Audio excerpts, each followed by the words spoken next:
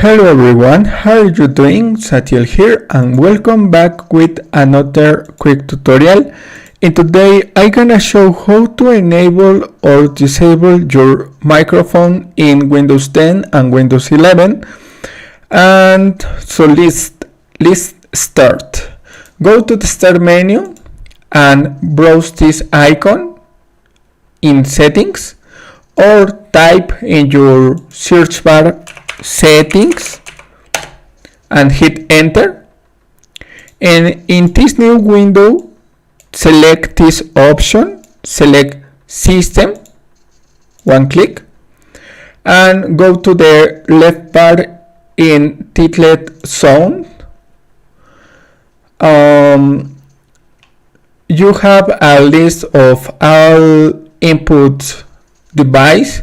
In this case, this is my only microphone. Select device properties and click on disable.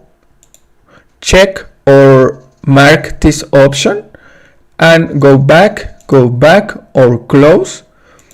And thanks for watching. Don't forget to subscribe. That will be all. I hope I helped you.